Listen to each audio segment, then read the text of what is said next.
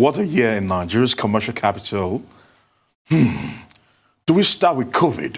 What about the intense EndSARS protests? And then the destruction and the looting in the aftermath?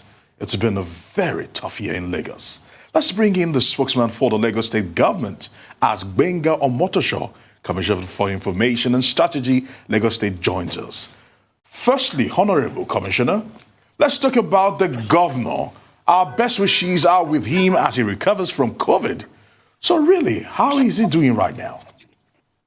Well, the governor is doing fine, and he sends his greetings to Lagosians and all Nigerians who have been praying for him. And I assure you he's doing fine. Any moment from now, you're going to start seeing him in public again. That's good to know, Commissioner. That's good to know. Please talk to us about what the government is doing to stem the tide of the second wave of coronavirus currently on. Well, we are stepping up advocacy. We are telling Lagosians that coronavirus is here with us. People feel it's something that is going to go away, but we have since discovered that it's not a sprint at all, it's a marathon. And then, so we are stepping up advocacy. We have rolled out the guidelines again, and then we are stepping up enforcement. Last weekend, so many nightclubs were shut down. And then motorcycle riders who have no respect for social distancing at all, they are being made to fall in line. So we are stepping up advocacy at the same time, stepping up enforcement of the guidelines. All right, Honorable Commissioner, let's talk EndSARS. EndSARS, which started as a protest. In fact, the governor was at Lekki and Alausa protest ground, and then the wanton destruction. Talk to us about the lessons learned and the recovering process so far. Well, so many lessons.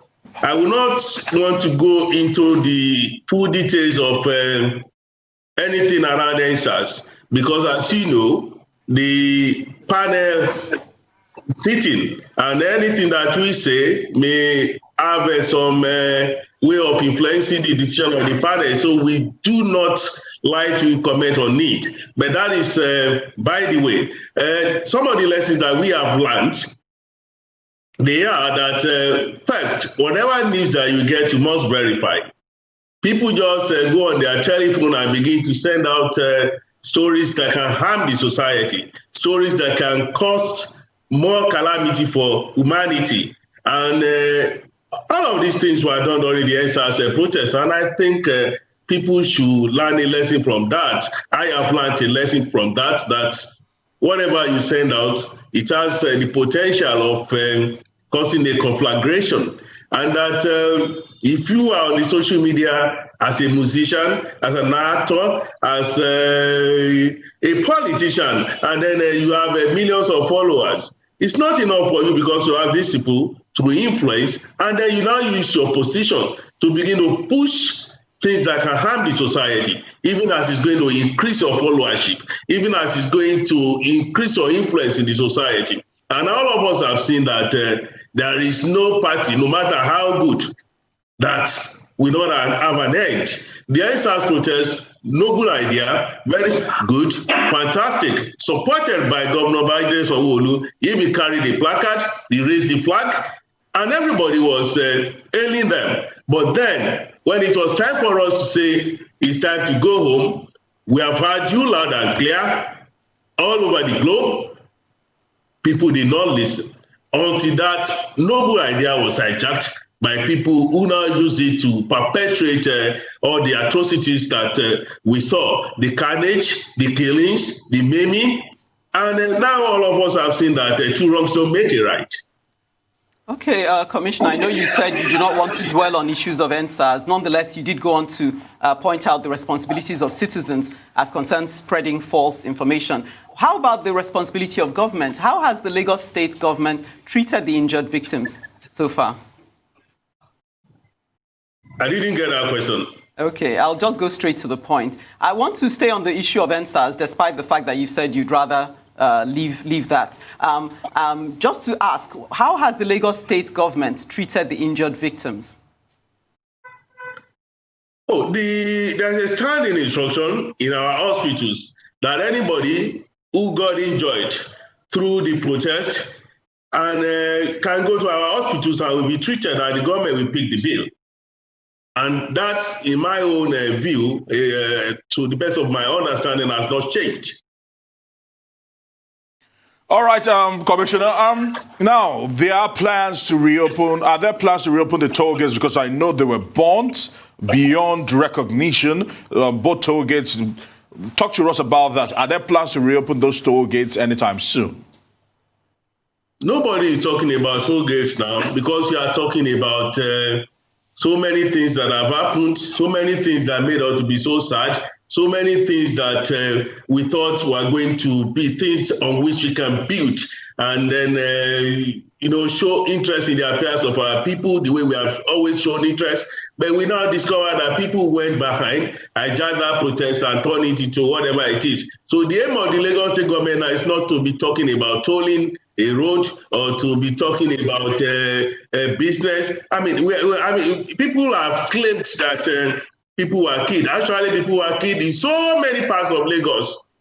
So all of these things that we need to rebuild the heart of our people. We need to rebuild the orientation of our people, that we are first and foremost human beings and we should treat ourselves as human beings, that first and foremost, whatever we do can have effect on human affairs, like the misinformation that people were spreading during that crisis. So all of these things are the ones that are on our minds now, not how to rebuild the toll gates. Yes, Commissioner, so I'll stay with you on that. Speaking of rebuilding and restoring after what has been a rough year for many, what's the outlook for Nigeria's Commercial Nerve Center for 2021? The outlook is very good. Glintry is going to be very fine for Lagosians. You have seen the budget that we have released, and I tell you, most of the things that people have been complaining about are going to be redressed in 2021. In 2021, we are going to have better health care. We are going to build on the gains that we made during the COVID-19 battle. And then in 2021, we are going to step up activities on infrastructure building. The blue line of the railway project is on, and then we have secured funding for the red line. So by the end of the year, by God's grace, we are going to test run all of these projects. All the roads that we are planning to build, the Lekki-Lepe Expressway, we are going to build it, is on, the work is on, the regional road, and then contractors are even falling over one another to take on the project of the 4th Mainland Bridge. So in the year 2021, so many things will happen in Lagos. The ease of doing business, we are going to be, you don't need to come to Alausa again to be able to get your CFO. Land administration is going to be revolutionized. And then so many things will happen. And Lagosians will love it. All right, the Commissioner, since now I would like to say this because Lagos is synonymous with traffic, and I'm glad you're talking about the red and blue lines for the rails to probably help ease traffic. But at the moment, what other steps will be taken in 2021 to help ease movement from point A to point B? And also talk to us. All the alternative routes, are they in place? Because there are reports that, actually it is going to happen, that on the midnight of 25th of this month, that the 3rd Mainland Bridge will be closed for 3 days. We are going to be, in 2021, encouraging Lagosians to use the waterways more than they have done. We have, on the waterways, carried passengers at more than thousands of passengers this year. More and more will be encouraged to use the waterways because they are going to be buying more boats. Already they are in place, but by early next year, they are going to be released into service. So you see more of people commuting through the waterways. And then talking about 3rd Mainland Bridge, the alternatives are there. When it was first going to be shut, people thought that it was going to be hellish in Lagos. But all of us have seen that because of the alternatives that were put in place and because of the arrangements that the state government made through release of more last man men, release of more policemen, people have seen that it's not that the city is stuck. So in this particular case, this is not going to be something that is going to be so long.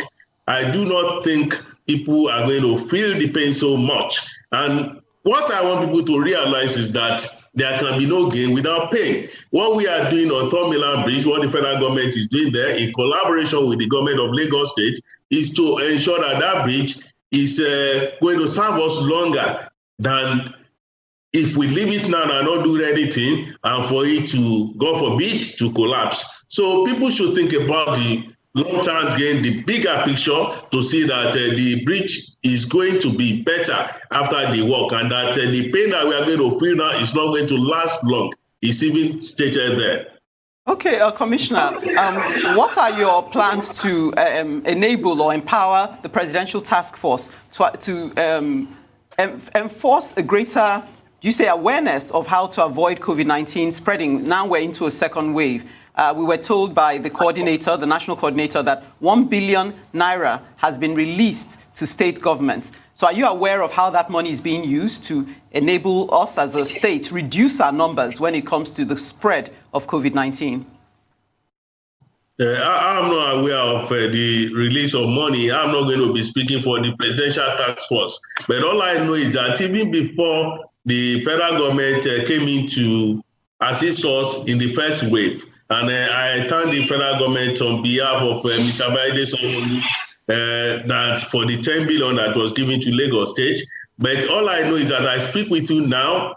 There are vehicles that are out going into the rural areas with a public address system and telling our people that COVID-19 is here. That is something that is not going to go away so soon. And that all of the guidelines that we have brought out, that they should not do anything that will make them not to be able to abide by those guidelines. And then as I speak with you now, we are printing flyers warning people that COVID-19 is here. It's not something that is going to disappear so soon, and that we should learn how to live with it, and that in living with it, all of the things that they are telling us to do, washing our hands, using face masks, not organizing large gatherings, jamborees, concerts, as people are planning to do during this Yuletide, and that those are things that we should not do. And that once we don't do them, we'll be able to fight this pandemic. And I'm sure Lagosians, who are people who have always been very considerate, are going to listen to what the government is going to say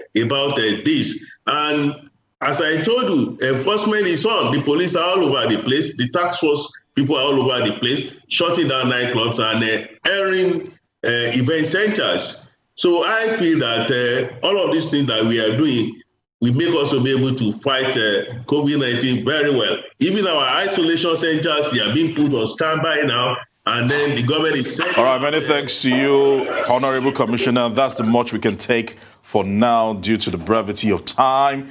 Gbenga Omotosho talking about the Honorable Commissioner for Information and Strategy for the Lagos State Government.